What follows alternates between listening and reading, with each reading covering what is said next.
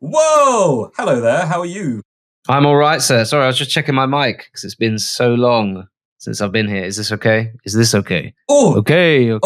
coming in hot. Coming in real hot. Real hot. Real Yeah. hot. We've taken a couple of weeks off because we had some things to do. Yeah. I don't know if we want to talk about Let's keep those it things. cryptic. No? Yeah. Let's keep it cryptic.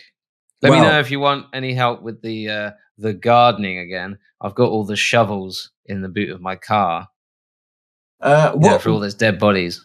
You say let's keep it cryptic, but let me ask you this. How do you define a crypt? An enclosed space that's made out of like bricks, but not modern. It's not modern. It's not painted.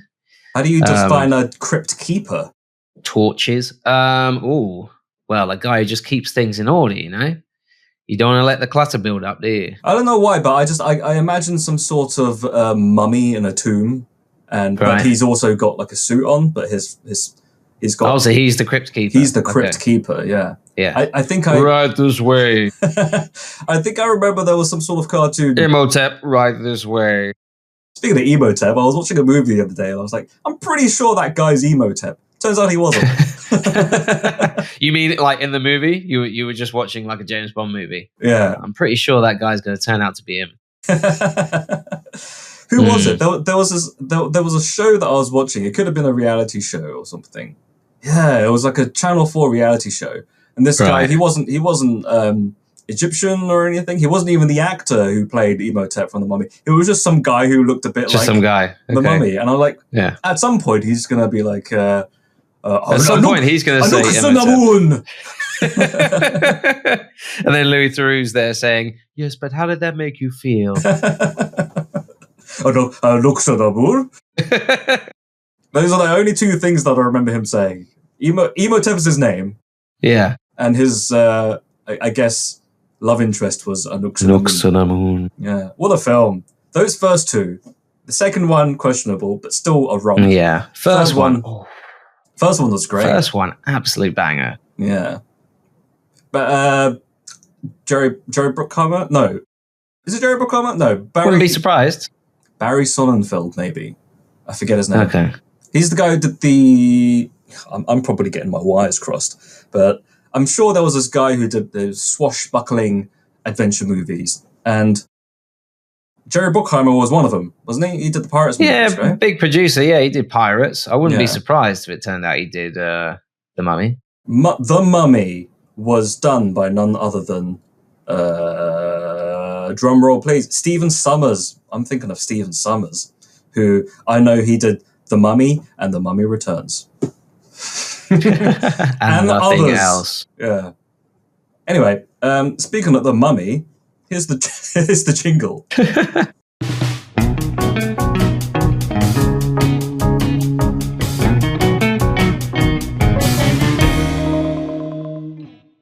What have you been watching, sir? We got a main event movie that we wanted to talk about, but you also watched some others. Main event. Yeah, well, my son got big into Disney because that was one of the reasons we were away and couldn't record. Well, you could record, but I left because I went to Disney World because I have a 4-year-old. Whoa! No. As many as 4? As many as 4, yeah. I've got 4 1-year-olds just running around. And they ran all the way to... Crazy jackanapes. They ran all the way to Disney World. They ran all the way. They said, Father, we're off to Paris. And they really said, are you sure about this? And there's like a really dumb one. We sure are, Pappy. I'd like to imagine... He carries the bags mostly. You know those twins who speak at the same time in unison? Right. Yeah. I imagine if there's quadruplets. Is it quadruplets? When you have four twins? Got triplets. Twins, triplets. Quadruplets, right? Quadruplets, yeah, I guess. Yeah. And then quintuplets. Because they all look like Quint from Jaws. I'll go to bed for 200. I'll actually fall asleep for 400.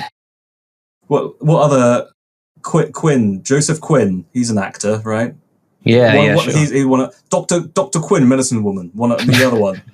Joseph Quinn and Dr. Quinn have quintuplets. Yeah, and then Yeah, there are others. Anyway, yeah, you're not quintuplets, just the one child. Just went the to one. Disneyland. Yeah, we had an adventure to Disneyland. We saw a lot. Disney are so good that they actually, I expected the princesses. We saw Rapunzel. We saw Woody. Got a photo of Woody. We met Spider-Man. That sort of thing. But I was amazed at the amount of lookalikes, celebrity lookalikes that I saw going around there. I saw Samuel L. Jackson in line for RC Racer. Wait, what is he? I heard a very erudite Jason Statham, very well spoken. Yeah, of course, Samuel Jackson. There's Nick Fury, isn't he? Yeah. I saw Did a guy. Have the whole Marvel stint over there as well? Oh no, I'm just talking about people that were in the park that looked like. You were playing doppelgangers, looking like. Did you think that I actually meant they hired someone to look like Samuel L. Jackson, but just like shorts, flip flops? He's dressed up as his character from Snakes on the plane. Just go on the rides. The guy playing him is like, oh, okay, I guess. I saw what looked like a Bratwurst obsessed Dave Bautista. He's just banging on about Bratwurst the entire time. I saw Robert Redford tripping over a buggy in Adventureland. So have you written these down? Yes, I have written these down because there were so many. There was Jim Carrey, but with a massive beard, so it could very well have been Jim Carrey. And then I thought I saw Rick Moranis, but then it just turned out I was in Disney's Hall of Mirrors. And but before anyone really says, I know Disney don't have a Hall of Mirrors, I was just making a joke about how I look like Rick Moranis. No, the Wall of Mirrors was actually just an oversized bathroom. Because you accidentally walked into the set of the reboot for Honey, I Shrunk the Kids. Every time. Oversized. Okay, sure. Yeah. This guy who looked just like me kept telling me to go away. He said it wasn't my time yet. Oh. Very cryptic. The Crypt Keeper's back. There's the Crypt Keeper. And I saw the most French Captain America ever, so he was actually walking around as the character. Okay, right. So that's Hello, my friends. So we have come together in harmony. The only characters you saw was French Captain America and Rapunzel. Yeah, Captain America. Everyone else was just looking like he's standing in the queue, waiting for Space Mountain. Yeah. They hired Robert Redford just to trip over that buggy. Have you seen? Did you go on Space Mountain? No, because we had a 4-year-old, we had to pick and choose. So we went on one ride we took turns. Was it the runaway minecart train thing? No, they had a superhero roller coaster. That was pretty good. Which was after what franchise? Well, it's one of those where it's like, help, Iron Man and Captain Marvel. And one of those. All that stuff. It's been a hot minute since I've gone to Disneyland Paris. I don't know what the new updated rides are, but I do know that there's a Toy Story Land area, right? Is that still there? I don't think it's like a dedicated Toy Story, but there's an area with lots of Toy Story stuff. Yeah. Like Playland or something. I'm pretty sure there was like some sort of... Overgrown children land. It could be a different park, but there is one where you can ride the RC car. Was that at... Oh, yeah. That ride looked intense. Yeah. Should have gone on that was one. Not for the 4-year-old. No, not for the faint-hearted. No. That's the buggy that ran over Robert Redford. Yeah, it starts off really slow, and then it goes up a little bit higher. Yeah. You get higher and higher each time, and then when you reach the top, they set you on fire. Yeah, and he's quite intense. And he's all burnt. That's why they call him Robert Redford, because his skin is all red. Because his skin's all red, and he's made of cars. The Ford. What happened, Robert? Didn't put any sun cream on. That's the troll. He's back. Hey. So, speaking of Disney, you watched a Disney movie over the weekend. Yeah, I watched the Disney movie. So we'll talk about this before the main event. I went to watch Lilo and Stitch. The remake. The reboot, the so-called live-action remake. Yes. It had been a while since I'd seen the animation. Yeah, I went to watch this one mainly because my 4-year-old wanted to see it. He's big into Stitch. Mm-hmm. He said he really likes it. Okay. He really enjoyed it. I did not. Oh, okay. Let's just put it that way. It wasn't quite flow. Did you say to your son, did you know that they don't have one of the key characters in this movie? They took some creative liberties here, son. Anyway, son, it's not like they did it in the old days. Actually, so the only thing that's square about me is my glass frames. Did you tell your son anything that you had a problem with, or did you kind of he's 4? You know, you go along and you say it. You say it's really good and it's really fun. Yeah. There were good bits. Like what I would say is all the stuff with Stitch was fun, and there were a couple of gags where even I, as an adult, were like, "Yeah, that's pretty funny." And then lots of stuff that would be for kids. You know, I went in knowing, this film is not for me. I did not go in. I didn't leave going like, oh, I'm so surprised. This is why do I, a 35-year-old man, not enjoy Lilo and Stitch? This is the same thing. The same mentality I had going into the Minecraft movie. I was just like, exactly. Yeah, exactly. But saying that, I did fall asleep. Okay. I woke up and they were on an alien spaceship and stuff was happening. I did go in not with the best view of it, because I did walk in thinking an hour and 48 minutes. I went in knowing there was going to be 20 minutes that could have been cut. And 20 minutes might actually be generous. Because the problem I find with this Lilo and Stitch is that there's a lot of stuff that is not for kids. Okay. Not like violent or swearing or anything, but just stuff that is beyond, my 4-year-old or even a 6 or 7-year-old. Lots of stuff where there's a social, like dealing drugs. There's I can't remember what Stitch's voice is like. Don't do drugs. I don't know. He goes like, Ohana is Ohana means cocaine. Don't leave that cocaine behind. You sound like someone else completely. If I go on too long, I just turn into Nelson Mandela. So I won't do any more. It is. But I would say the social work. Stitch is Nelson Mandela and helium, right? Essentially. Exactly. Yeah. Exactly the same personality. Go ahead. You were going to say. Sorry. I would say the social worker stuff goes over the head of young kids, and I did notice. I consciously looked around the cinema because there is a bunch of other families with small kids. And whenever the social worker stuff went on for more than a couple of minutes, all of the children were getting like fidgety, antsy. They just want to watch Stitch cause chaos. And then when Stitch turned up, they stopped with that. So it's a party. And then look at me. It's really, really bad. They all turned into John Lovitz. Yeah. But also the social worker stuff wasn't enough to be entertaining to me as an adult anyway. But because it's been a hot minute since I've watched the original Lilo and Stitch, the social worker moments. Could you just refresh my memory on what you mean by that? The story of this live action remake is Lilo and her older sister have recently lost their parents, and there's a social worker who's coming in to check up on them to make sure that Lilo is in the best care. And who is the social worker played by? I can't remember.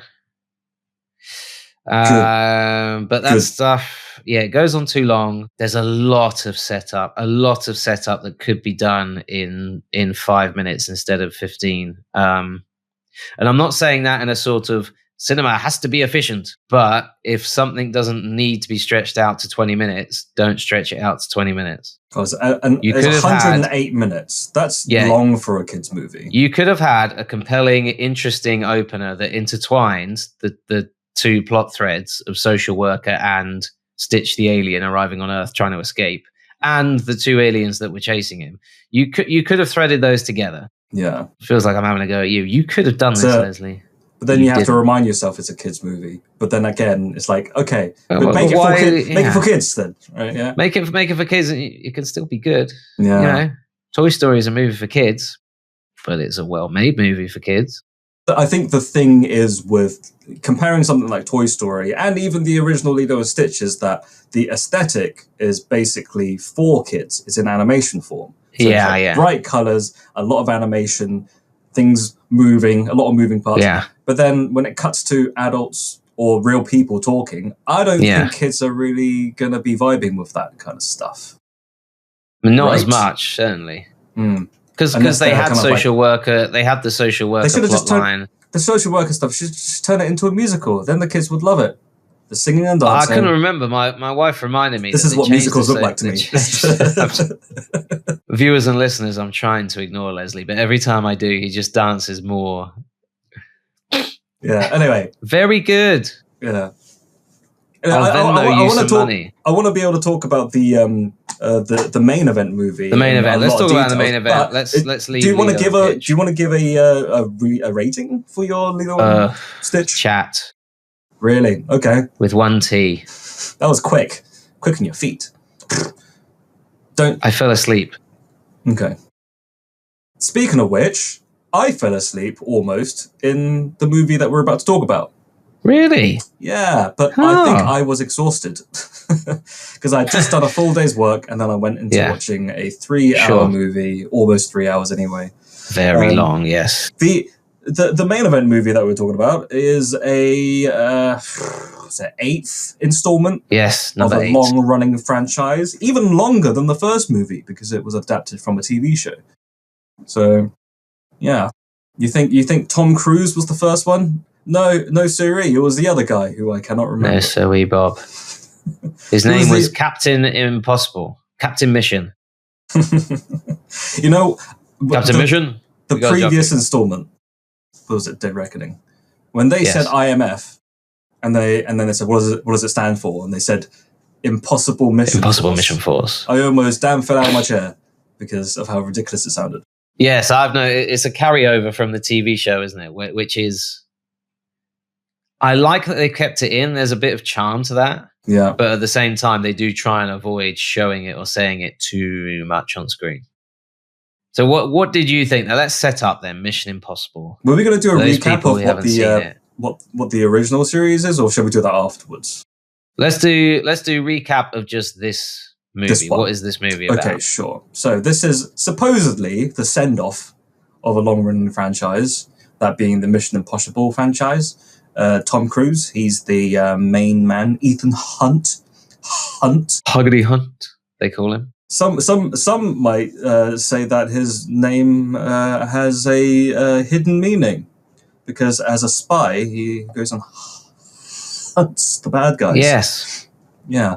And Ethan is very similar to the word python. Yeah, like a snake. Ooh, slithery. Ooh, slithery, like a spy. Yeah, slithery spy. That's right. Should have just called it slithery. Yeah. Anyway. This one is the Final Reckoning, which is supposedly the last one of the franchise. Slithery Reckoning.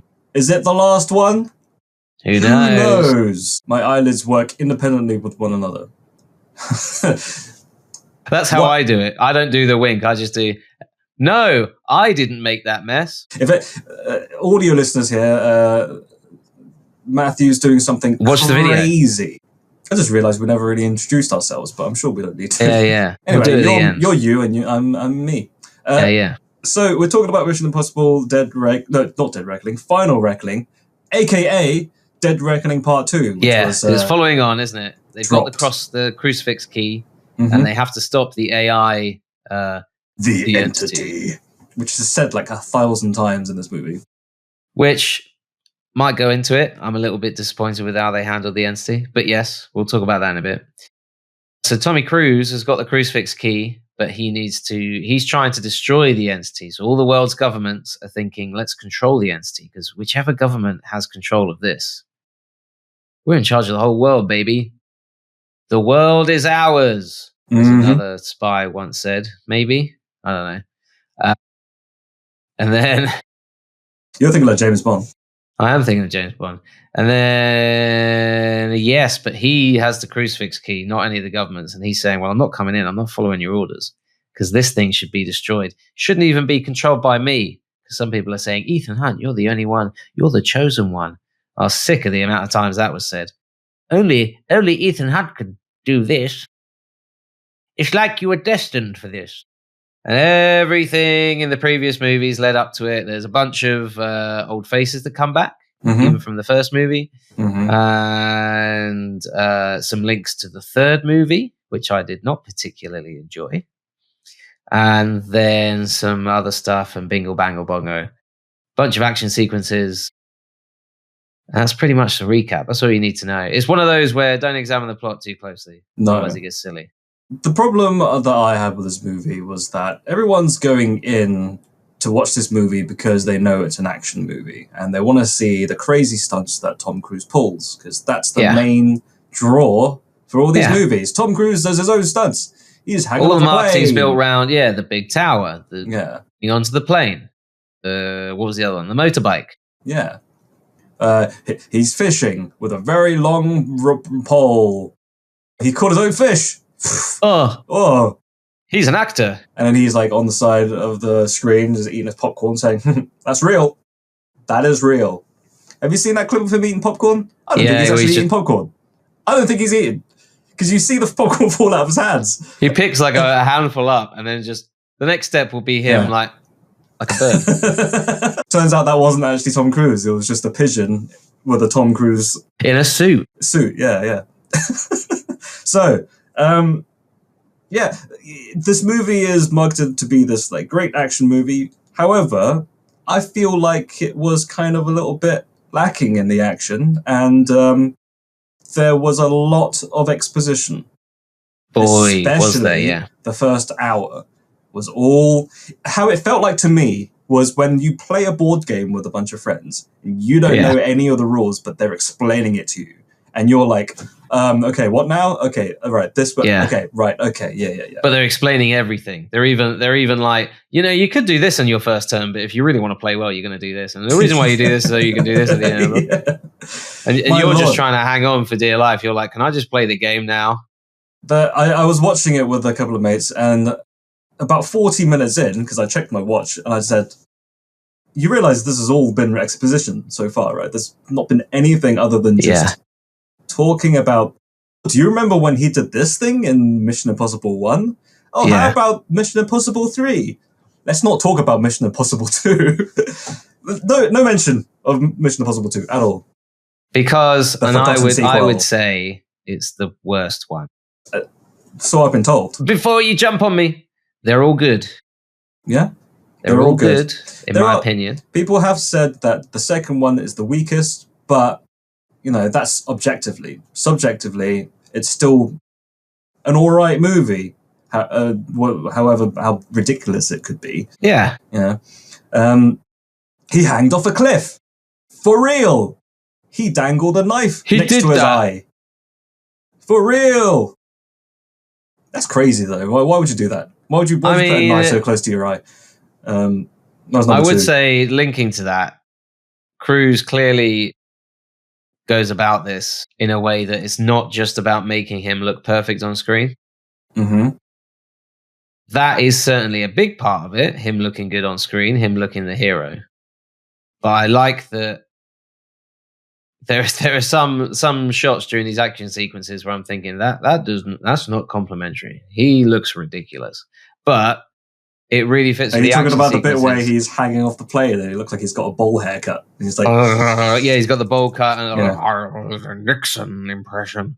Yeah, but how do you make yourself look perfect while dangling off? Exactly, whilst doing it. Yeah, it doesn't go the Fast and Furious route, which is we must look perfect in everything, and that's the number one priority. I'd say Cruise's number one priority seems to be making an exciting movie, and I think I would maybe disagree with you slightly that I did like the action. Oh, I didn't say I didn't like the action. I said it was lacking. Oh, okay. You just wanted more. Yeah, I just felt like it was more of the same. It was about like maybe half an hour too long, full of exposition. It could have been. I mean, I think I've seen someone say, "Oh, the first hour or so of just exposition could have just been a couple of lines said by Simon Pegg's character, just saying like, oh, looks like all this stuff is tied together. You just got to get in that submarine there, and then you could just start off with the submarine section." Yeah, and it'd been a 2-hour movie. Yeah. I don't know why. I didn't think there was a link between Mission Impossible and Lilo and Stitch, but there it is. Really long introductions, and this one really does. I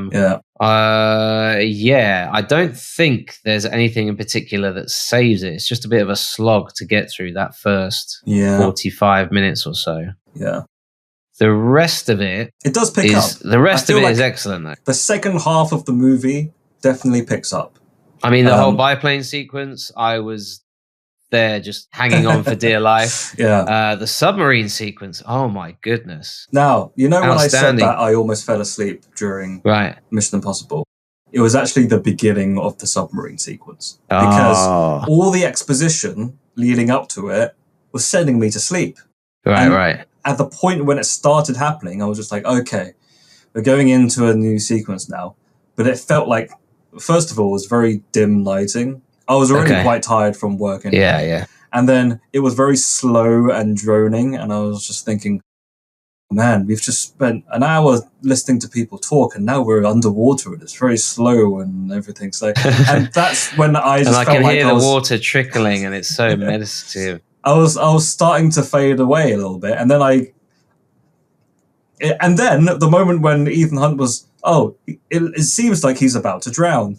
I just kind of perked up and was like, oh, okay, things are happening now. Yeah. And I would say that submarine sequence is the standout. And it sort of follows in the same vein as Dead Reckoning, where all the marketing was based around the motorbike jump. Yeah. And none of the marketing told you about the insane train sequence that came afterwards. The same train sequence was great from the last episode. Yeah. The last installment.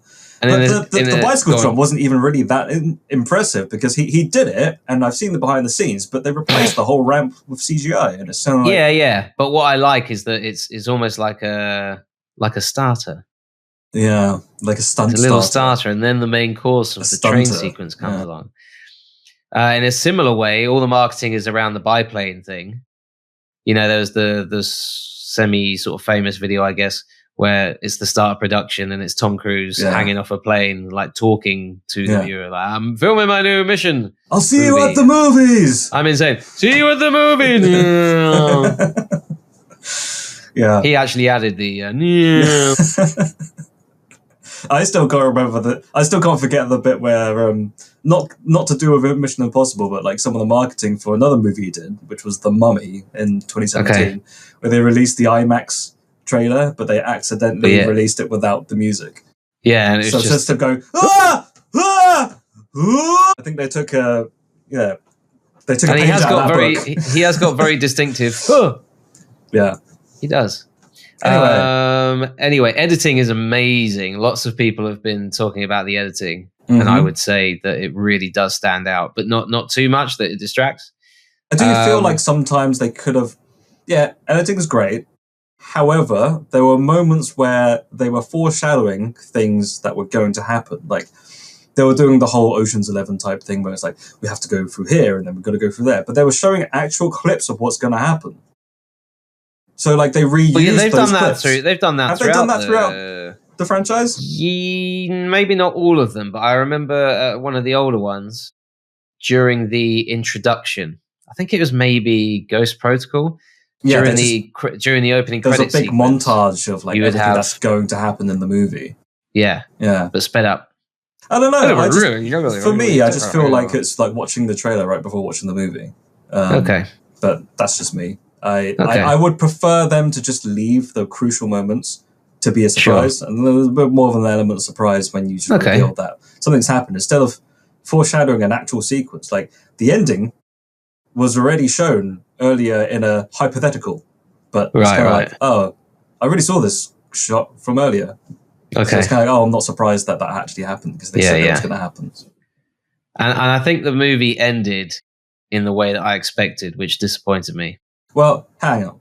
Let's talk about spoilers. In a sec. But let's give the rating, I guess. Okay. So I think, for me personally, I think I'm probably going to give it a chatting pie. I don't think it goes as high as like a Chatting Pit or Chatting Pit C, or it's not like a perfect movie. I think it really loses a lot of points for the exposition part. Yeah.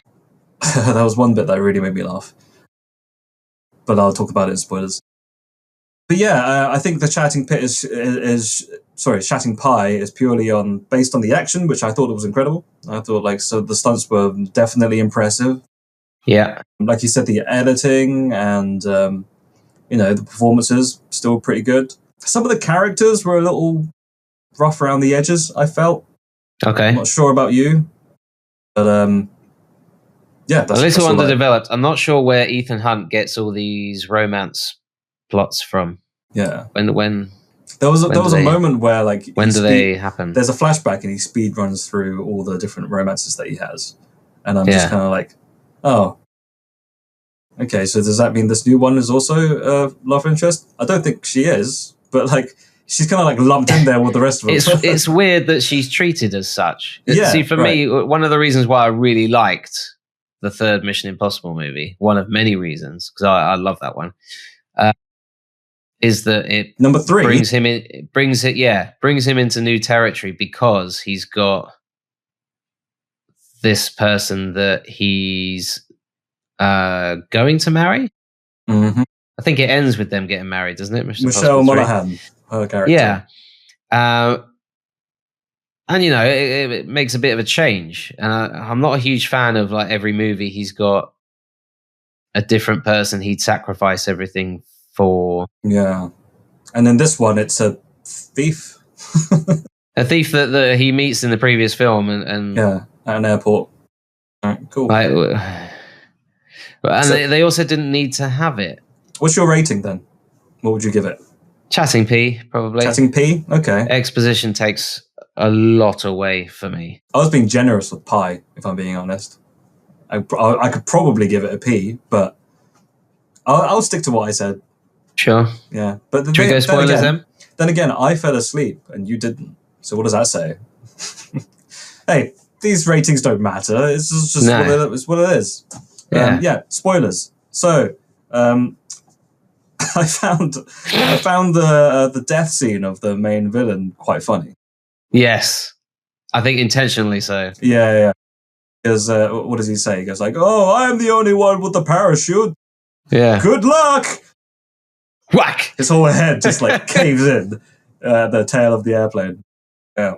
And I like how, because in the previous movie, I thought that he was a bit of a nothing character. Yeah, they really, not in terms of his involvement with he was heavily involved with the dial of the mustache twirling in this one. I saw someone online comparing him to a Saturday morning cartoon character, and I think that's right. There are times where he's like, "Bet you can't catch me."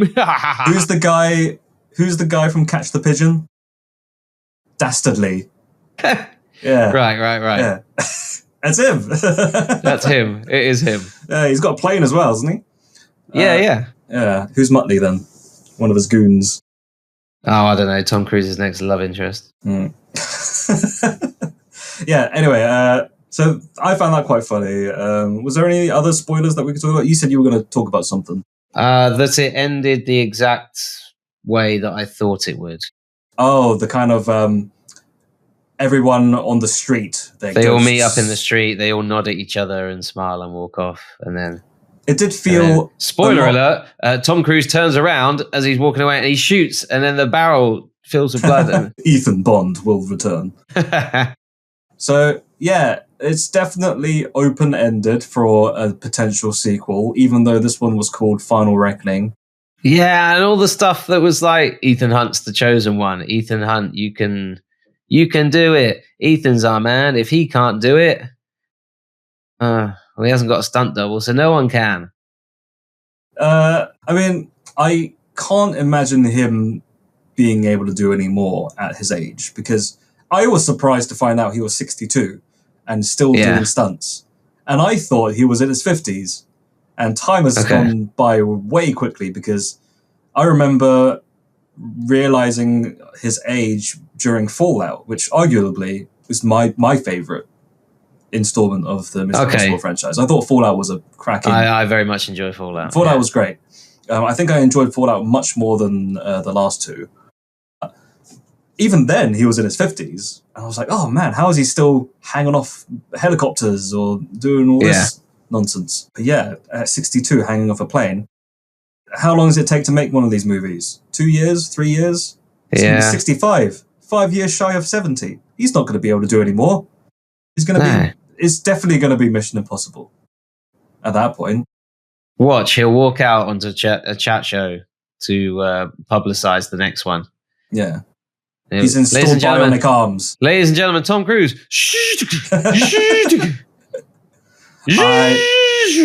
I have just signed a contract for 20 more Mission Impossible movies. Insert tape. Yeah. Insert tape over. Yeah. Was there anything else that we could talk about in terms of Mission Impossible spoilers? Nothing that.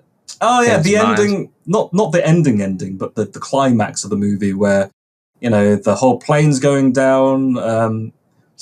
Even though they said that there was he was the only one who had a parachute, there was also another parachute on the plane, so it didn't really make any sense. Because I was under the impression that he was going to fall to his death because he doesn't have a parachute.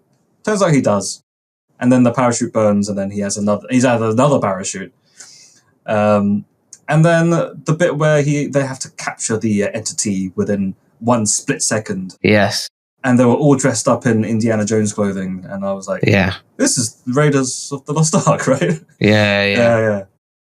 Turned into also, speaking of the entity, it just ended up being another timer, didn't it? Yeah. I thought they're going to do something really interesting here because it could be a great commentary on the way the world's going with AI and all that stuff, and it really only I first saw the trailer, and I saw that Tom Cruise got into some sort of box and put a mask on. I thought they were uploading the entity into Tom Cruise's brain. That's what I thought they were doing. They were going sci-fi. Ethan Hunt, only your brain is big enough. The only way to kill the entity is to kill himself. It's with the madness of Tom Cruise. Right. They have to swap his head in a millisecond. Anyway, so the hunt lives on. Yeah, I honestly the hunt thought goes on, maybe. It would have been a nice send-off if they actually just went ahead and just killed him. Like, that's the end. Because it literally is the final. You're stuck. You're stuck. There's nowhere to go. You've achieved your mission, but well, how do you top this one though? Because it's like the world was about to end. The literal world was about to end from. But they're all like that, aren't they? Really? Well, most of them are. Kind of like I think some of them was like it's a bit lower stakes, but this was global. This was the whole Earth was about to fold in on itself. Yeah, did that happen in the last one? The train was about to die. Yeah, I'd say the other ones, it's not like this event will destroy the world, but it will lead to, Fallout. It was an explosion that would cause mass devastation, like starvation and drought, and probably lead to a war of some kind. It's okay, like that's world implication. And Mission Impossible 3, like with that rabbit's foot thing, I didn't like how they linked it in. It turns out that the rabbit's foot was the entity, but as a child. Hi. Do you think they just kind of retroactively decided to try and create? Yeah, it should have just been universe. They should have just left it alone. Why tie it in? Because I also like that. I'm not saying that they should never reference the previous movies, and I kind of like that the later ones have been about, okay, you've made these decisions, you've done these things, and now those decisions, while at the time they seemed like a good idea, they're coming back to haunt you now. But I didn't like, as you say, retroactively deciding, well, the thing that he was after in Mission Impossible 3 turned out to be this thing. Yeah. It's why? Kind of, what does that add? I think what does that add to them? That's a bit like when people say Michael Madsen and John Travolta in the Quentin Tarantino universe, they're brothers. Okay. Yeah. What does that add? I don't watch Pulp Fiction going like, oh, Michael Madsen's brother, better watch out. What was the latest? Once Upon a Time in Hollywood. Did you know that Rick Dalton was the father of Jackie Brown? I don't know. I think what they're trying to do is just trying to tie, because I think a lot of people love the whole serialism of franchises. So you've got Marvel Cinematic Universe, everything ties in together. And then the Fast and Furious does that as well, but they also retcon a lot of things. So it's like, this guy didn't die. He was alive the whole time. Didn't you see? You idiot. You idiot. You dum-dum. I think it's just trying to... Anyway, watch our movie now. It's the soap opera effect, isn't it? Of trying to... Yeah, I'm not saying don't do it. You know, as someone who writes stuff, it is quite important to build that stuff that you don't necessarily put in the story and you don't necessarily make people aware of, because you're building up that world. Yeah. You're building up your setting. So yeah, sure, do that stuff. Decide, okay, yeah, John Travolta is Michael Madsen's brother from Reservoir Dogs. Fine, throw that in there. But it's when people talk about it as if it adds something to the movie or adds something to the story. I don't think it does. When people talk about it, yeah, Rick Dalton was so-and-so's cousin. Oh, okay. It has no bearing on Once Upon a Time in Hollywood, but sure. Yeah. Anyway, I think that's as much as we can say about Mission Impossible. Yeah. Would you like to pitch Mission Impossible 9? Let's pitch.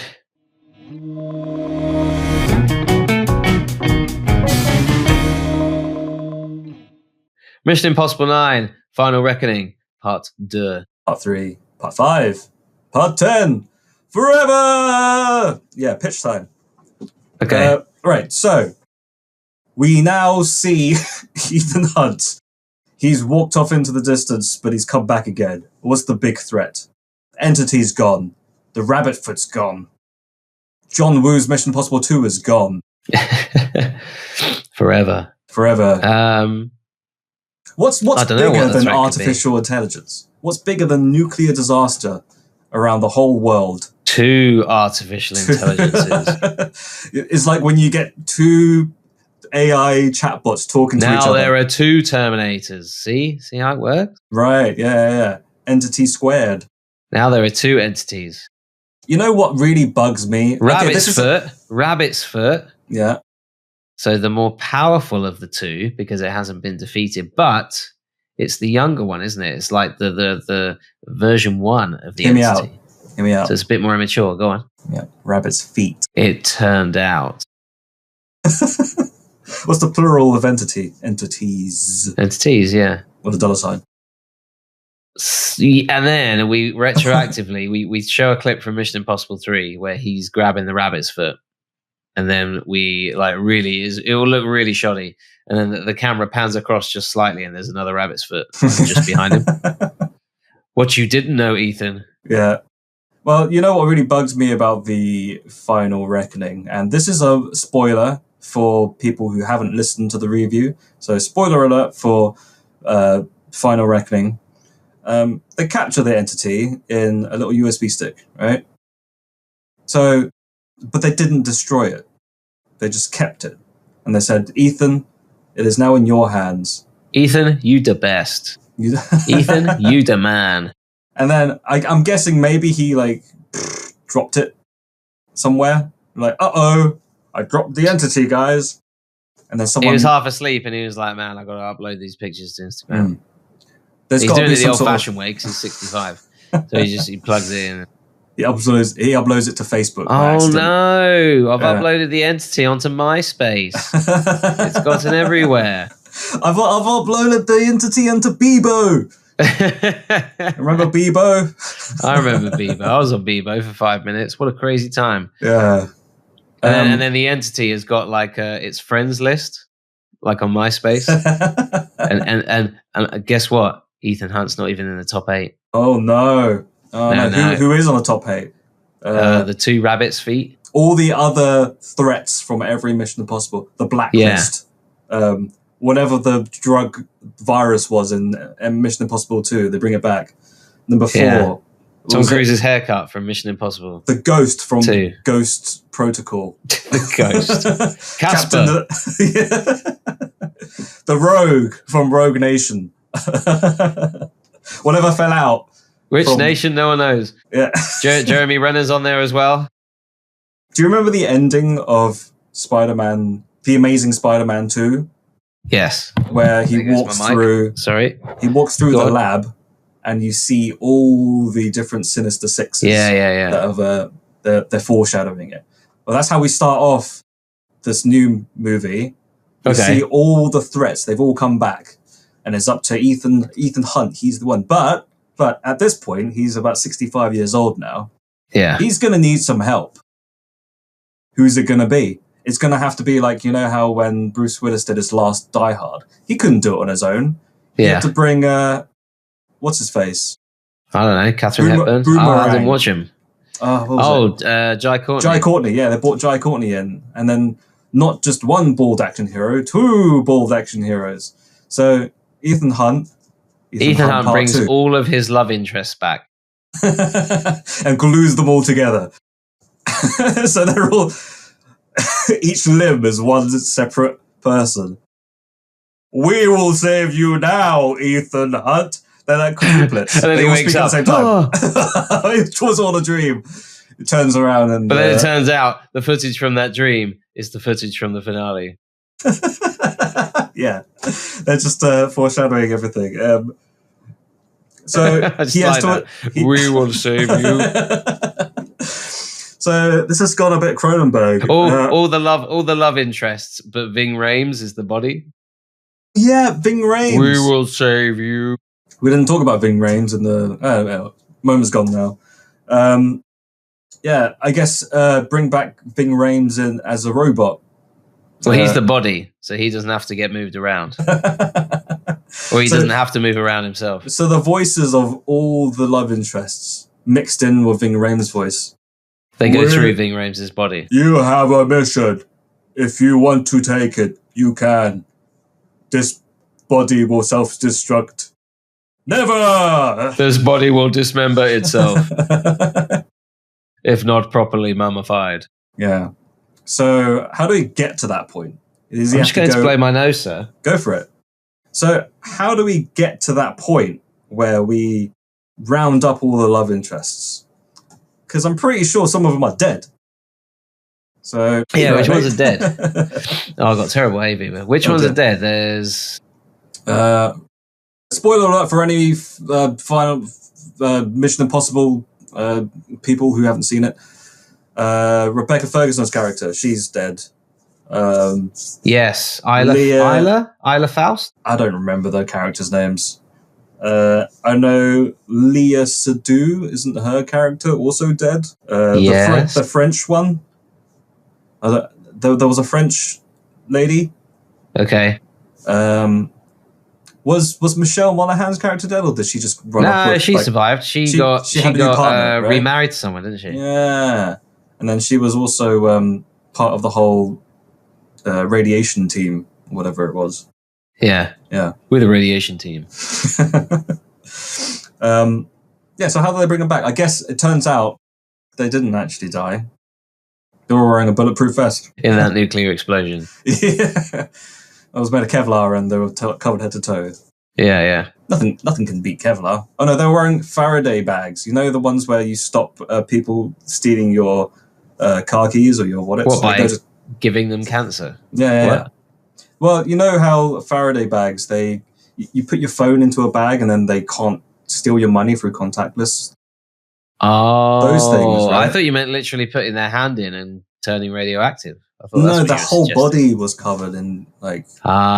big Faraday cage. It's like how, you know, when they rip off all the masks? Yeah. You don't know. Their skin was just Those masks are made from Kevlar. That's right. So we retconned all that, so everyone's fine. Yeah, they're all back. Ving Rhames is fine. He's the torso.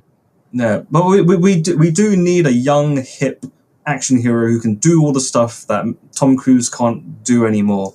I know there's talks about Glenn Powell being like one of them because he did Top Gun. But I think we should get someone who's new and hot. New and hot. Yeah. I mean, you mentioned Jai Courtney. I don't know if I would choose him, but he has been underserved by Hollywood, I feel. Yeah. He's got a new movie coming out. He's playing his quirky characters again. Yeah. I don't know, it's some sort of horror movie. He's playing something about animals.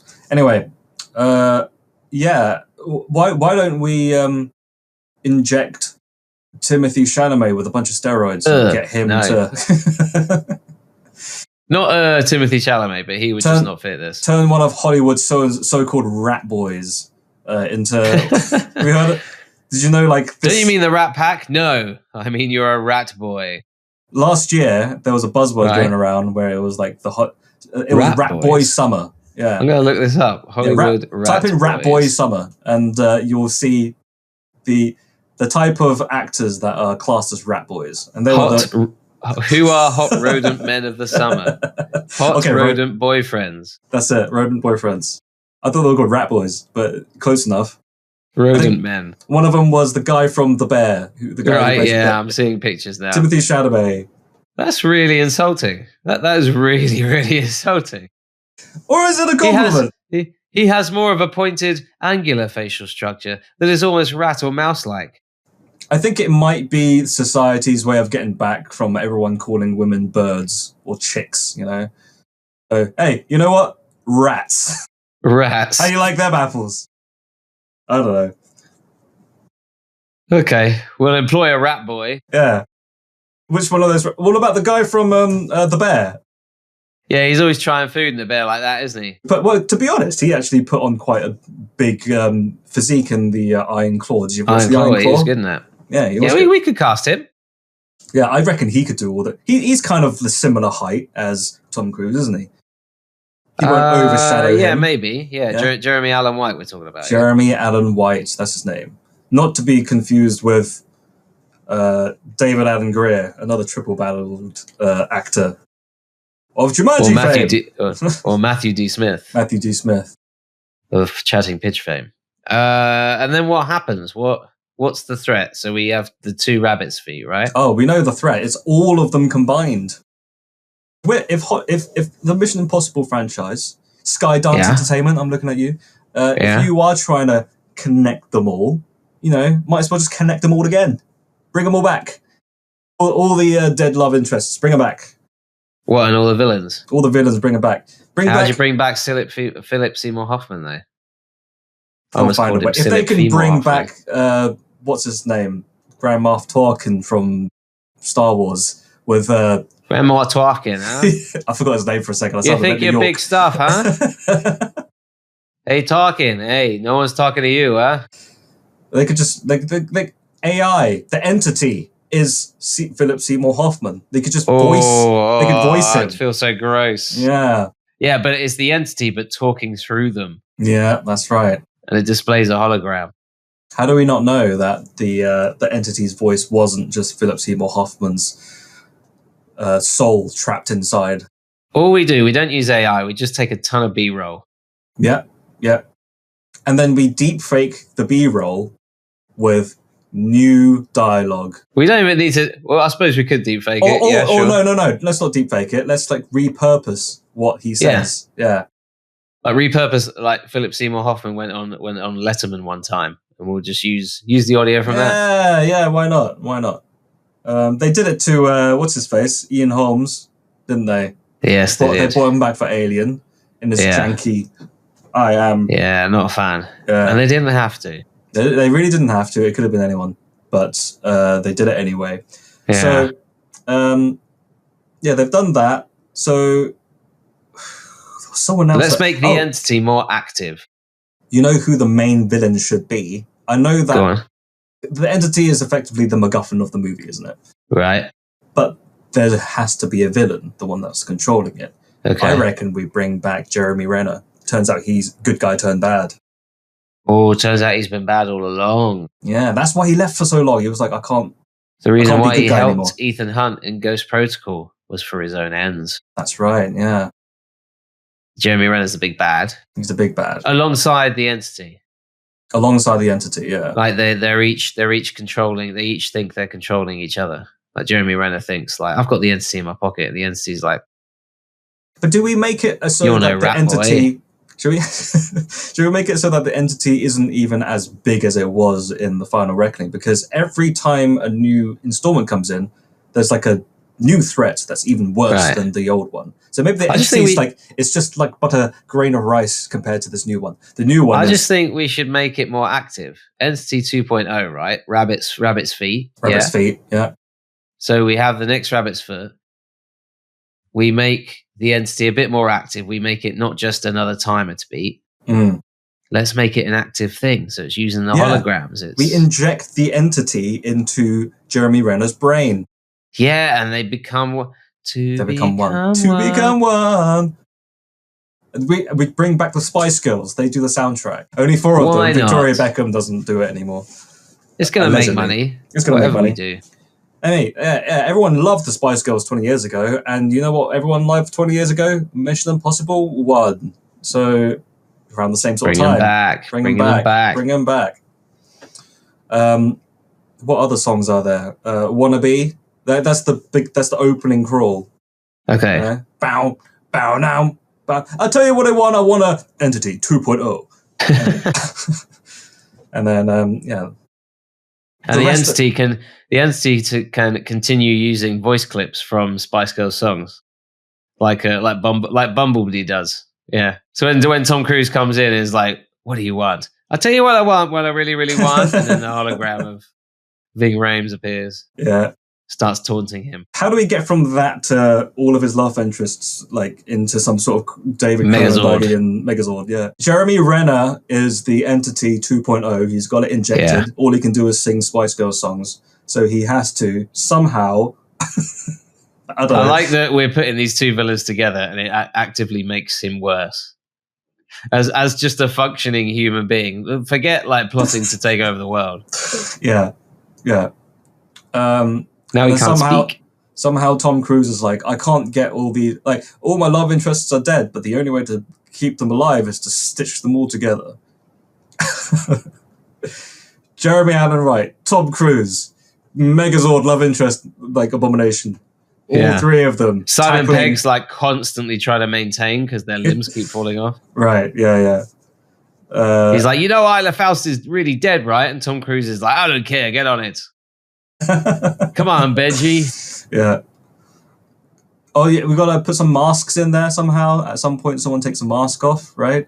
Maybe I suppose that's stealing the joke from the new Naked Gun. I was going to say you could stick a mask on and it looks like one person and then they take it off and it's revealed to be the Megazord, but that would be stealing the gag from the Naked Gun. Yeah. What mask could you have? Tom Cruise. Timothy Chalamet. Timothy Chalamet. Oh, so you were going to invert it. So it's someone wearing the mask of Tom Cruise. Yeah. It's Jeremy Allen White. And that's how we introduce him. Yeah, the new protagonist. Yeah. Like it. How does it end? Who knows?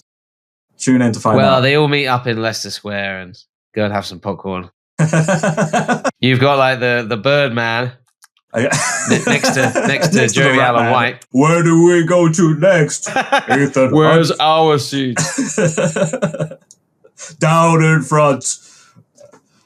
So, seriously strange construct. You're 12 feet tall. I know, I just wanted to say that. And what's this movie called? Mission Impossible, rat boy. Going at it like rabbits. I don't know. Rabbits and rats. Mission Impossible, rabbits and rats. Rabbits versus rats. There we go. Yeah. Featuring Pigeon Man. I think that's it. And end this episode with the clip of Tom Cruise eating popcorn. Eating popcorn, yeah.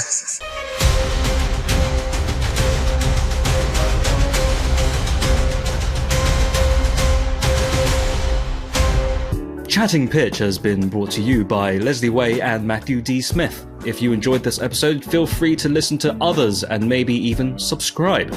You can follow us on the website, formerly known as Twitter. Listen to us on Spotify or wherever else you listen to podcasts. Leslie and Matthew have their own side hustles as well. Feel free to check out Leslie's YouTube channel or Matthew's Medium blog. Links in the description. If you want anything else, we might have other links in the description if we think of anything interesting to add. Thank you for listening. I love you.